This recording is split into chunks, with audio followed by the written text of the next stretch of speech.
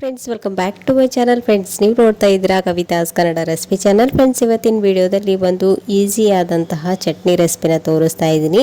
ಮನೆಯಲ್ಲಿ ವೆಜಿಟೇಬಲ್ಸ್ ಇಲ್ಲ ಅಂದರೆ ಈ ರೀತಿ ಒಂದು ಚಟ್ನಿ ರೆಸಿಪಿ ಮನೆಯಲ್ಲಿದ್ದರೆ ಜಸ್ಟ್ ರೈಸ್ನ ಮಾಡಿಕೊಂಡು ಸ್ವಲ್ಪ ತುಪ್ಪ ಹಾಕ್ಕೊಂಡು ತಿಂತಾ ಇದ್ದರೆ ಅದರ ಟೇಸ್ಟೇ ಡಿಫ್ರೆಂಟ್ ಆಗಿರುತ್ತೆ. ಸೊ ಫ್ರೆಂಡ್ಸ್, ಬನ್ನಿ ಹಾಗಾದರೆ ತಡ ಮಾಡ್ತೀನಿ ಈ ಒಂದು ಇನ್ಸ್ಟೆಂಟ್ ಈಸಿ ಚಟ್ನಿ ರೆಸಿಪಿನ ಯಾವ ರೀತಿ ಮಾಡೋದು, ಇದಕ್ಕೆ ಬೇಕಾಗುವ ಸಾಮಾನುಗಳು ಯಾವಂತೇಳಿ ತೋರಿಸ್ತೀನಿ. ಬನ್ನಿ ನೋಡ್ಕೊಂಡು ಬರೋಣ, ಓಕೆನಾ.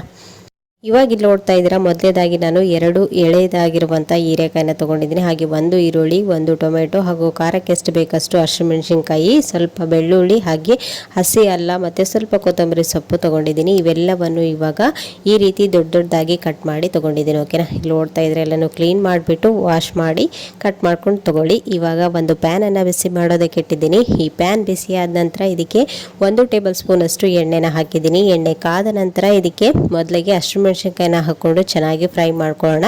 ಹಸಿಮೆಣಸಿನ್ಕಾಯಿ ನೀವು ಖಾರ ನೋಡಿಕೊಂಡು ತೊಗೊಳ್ಳಿ. ಹೀರೆಕಾಯಿ ಚಟ್ನಿ ಮಾಡುವಾಗ ಹಸಿಮೆಣಸಿನ್ಕಾಯಿ ಸ್ವಲ್ಪ ಕಡಿಮೆ ಇದ್ರೇ ಬೆಸ್ಟು. ಖಾರ ಜಾಸ್ತಿ ಇದ್ಬಿಟ್ರೆ ಅದರ ಟೇಸ್ಟ್, ಹೀರೆಕಾಯಿ ಫ್ಲೇವರ್ ಟೇಸ್ಟ್ ಇರುತ್ತಲ್ವ, ಅದು ನಿಮಗೆ ಅನ್ಸೋದೇ ಇಲ್ಲ, ಖಾರ ಜಾಸ್ತಿನೇ ಆಗಿಬಿಡುತ್ತೆ. ಸೊ ಹಾಗಾಗಿ ಸ್ವಲ್ಪ ಕಡಿಮೆ ತೊಗೊಳ್ಳೋದು ಬೆಸ್ಟು. ಇವಾಗ ಈ ಹಸಿಮೆಣಸಿನ್ಕಾಯಿ ಎಲ್ಲನೂ ನೀಟಾಗಿ ಫ್ರೈ ಆದ ನಂತರ ನಾವು ಮೊದಲಿಗೆ ಕಟ್ ಮಾಡಿ ತೊಗೊಂಡಿರುವಂಥ ಹೀರೆಕಾಯಿ, ಈರುಳ್ಳಿ ಹಾಗೂ ಸ್ವಲ್ಪ ಅಲ್ಲ ಮತ್ತು ಬೆಳ್ಳುಳ್ಳಿ ಎಲ್ಲನೂ ಸೇರಿಸಿ ಇವಾಗ ಲೈಟಾಗಿ ಸ್ಟವ್ನ ಲೋ ಟು ಹೈ ಫ್ಲೇಮಲ್ಲಿ ಅಡ್ಜಸ್ಟ್ ಮಾಡಿಕೊಂಡು ನೀಟಾಗಿ ಫ್ರೈ ಮಾಡ್ಕೊಳ್ಳಿ. ಇವೆಲ್ಲವೂ ಒಂದು 2 ಮಿನಿಟ್ಸ್ ಚೆನ್ನಾಗಿ ಐಲಲ್ಲಿನೇ ಫ್ರೈ ಆದ ನಂತರ ಇದಕ್ಕೆ ಒಂದೇ ಒಂದು ಟೊಮೆಟೊನು ಕೂಡ ಸಣ್ಣದಾಗಿ ಕಟ್ ಮಾಡಿ ಹಾಕ್ಕೊಳ್ತಾ ಇದ್ದೀನಿ. ಇದು ಆಪ್ಷನಲ್, ನೀವು ಬೇಕಂದರೆ ಹಾಕ್ಕೊಳ್ಳಿ, ಇಲ್ಲಾಂದರೆ ಇಲ್ಲ. ಇವಾಗ ಇವೆಲ್ಲವನ್ನು ಹಾಕಿ ಇವಾಗ ಲೈಟಾಗಿ ಫ್ರೈ ಮಾಡ್ಕೊಂಡು ತೊಗೊಳ್ತಾ ಇದ್ದೀನಿ. ಇದು ಎಣ್ಣೆಲಿನೇ ನೀಟಾಗಿ ಫ್ರೈ ಆಗಬೇಕು. ಇದಕ್ಕೆ ಯಾವುದೇ ರೀತಿ ನೀರನ್ನು ಆ್ಯಡ್ ಮಾಡೋ ಅವಶ್ಯಕತೆ ಇಲ್ಲ. ಹೀರೆಕಾಯಲ್ಲಿ ನೀರಿನಂಶ ಇರೋದ್ರಿಂದ ಅದು ಸ್ವಲ್ಪ ನೀರಿನಂಶ ಎಲ್ಲನೂ ಬಿಟ್ಕೊಳ್ಳುತ್ತೆ ಟೊಮೆಟೊ ಮತ್ತು ಹೀರೆಕಾಯಿ. ಸೊ ಹಾಗಾಗಿ ಅದೇ ಬ್ಯಾಲೆನ್ಸ್ ಆಗುತ್ತೆ. ನೀವು ಇದನ್ನು 1 ವಾರದವರೆಗೂ ಫ್ರಿಜ್ಜಲ್ಲಿ ಇಟ್ಟು ಸ್ಟೋರ್ ಮಾಡಿ ತಿನ್ಬೋದು. ಇವಾಗ ಇದಕ್ಕೆ ನಾನು 1 ಟೇಬಲ್ ಸ್ಪೂನ್ ಅಷ್ಟು ಜೀರಿಗೆ ಹಾಗೂ 1 ಟೇಬಲ್ ಸ್ಪೂನ್ ಅಷ್ಟು ಧನಿಯಾ ಕಾಳನ್ನು ಹಾಕ್ಕೊಳ್ತಾ ಇದ್ದೀನಿ. ಇದನ್ನು ಕೂಡ ಅಷ್ಟೇ ಆಪ್ಷನಲ್. ನೀವು ಹಸಿ ಧನಿಯಾ ಲೀವ್ಸ್ನ ಯೂಸ್ ಮಾಡೋದ್ರಿಂದ ಇದನ್ನು ಸ್ಕಿಪ್ ಕೂಡ ಮಾಡ್ಬೋದು. ಇದ್ರೆ ಹಾಕ್ಕೊಳ್ಳಿ. ಮಸಾಲೆ ಐಟಮ್ಸ್ಗಳು ಜಾಸ್ತಿ ಯೂಸ್ ಮಾಡೋದ್ರಿಂದ ಈ ಚಟ್ನಿಗೆ ಒಂದೊಳ್ಳೆ ಎಕ್ಸ್ಟ್ರಾ ಫ್ಲೇವರ್ ಸಿಗುತ್ತೆ, ಹಾಗೆಯೇ ಟೇಸ್ಟ್ ಕೂಡ ಚೆನ್ನಾಗಿರುತ್ತೆ.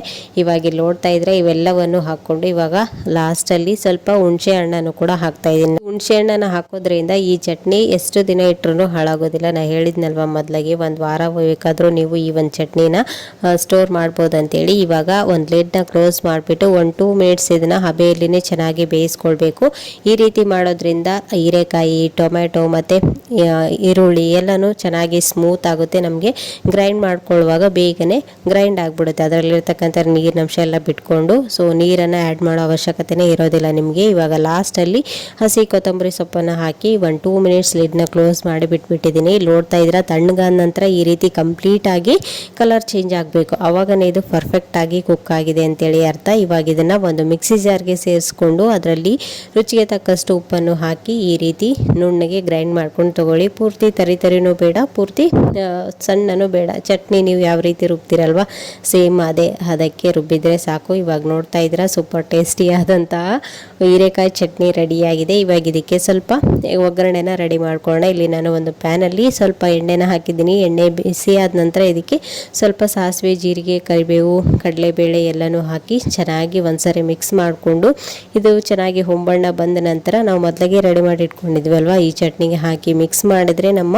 ಹೀರೆಕಾಯಿ ಚಟ್ನಿ ರೆಡಿ. ಸೊ ಫ್ರೆಂಡ್ಸ್, ನೋಡಿದ್ರಲ್ವ ಎಷ್ಟು ಸುಲಭವಾಗಿ ಒಂದು ಡಿಫ್ರೆಂಟ್ ಆದಂತಹ ಚಟ್ನಿ ರೆಸಿಪಿನ ಮಾಡ್ಬೋದಂತೇಳಿ. ನೀವು ಕೂಡ ಮನೆಯಲ್ಲಿ ಒಂದ್ಸರಿ ಟ್ರೈ ಮಾಡಿ ಬಿಸಿ ಬಿಸಿ ರೈಸ್ ಜೊತೆಗೆ ಹಾಕ್ಕೊಂಡು ತಿಂತಾ ಇದ್ರೆ ರೈಸ್ಗಿಂತ ಜಾಸ್ತಿ ಚಟ್ನಿನೇ ತಿಂತೀರಾ, ಅಷ್ಟು ಟೇಸ್ಟಿಯಾಗಿರುತ್ತೆ. ಸೊ ಫ್ರೆಂಡ್ಸ್, ನೋಡಿದ್ರಲ್ವ ಇವತ್ತಿನ ಈ ಒಂದು ಇನ್ಸ್ಟೆಂಟ್ ಈಸಿ ಚಟ್ನಿ ರೆಸಿಪಿ ನಿಮ್ಗೂ ಕೂಡ ಖಂಡಿತ ಇಷ್ಟ ಆಯ್ತು ಅಂತ ಅಂದ್ಕೊಂಡಿದ್ದೀನಿ. ಇಷ್ಟ ಆದರೆ ಪ್ಲೀಸ್ ಒಂದು ಲೈಕ್ ಕೊಡೋದನ್ನು ಮರಿಬೇಡಿ. ನೀವೇನಾದರೂ ಹೊಸದಾಗಿ ನನ್ನ ಚಾನಲ್ ನೋಡ್ತಾ ಇದ್ದರೆ ಪ್ಲೀಸ್ ಸಬ್ಸ್ಕ್ರೈಬ್ ಮಾಡ್ಕೊಂಡು ನೋಡಿ, ಹೀಗೆ ಸಪೋರ್ಟ್ ಮಾಡ್ತಾ ಇರಿ. ಮತ್ತು ನಾಳೆ ಹೊಸ ರೆಸಿಪಿ ಒಂದಿಗೆ ಮತ್ತೆ ನಿಮ್ಮನ್ನ ಮೀಟ್ ಮಾಡ್ತೀನಿ ಫ್ರೆಂಡ್ಸ್. ಅಲ್ಲಿವರೆಗೂ ಟೇಕ್ ಕೇರ್, ಬಾಯ್.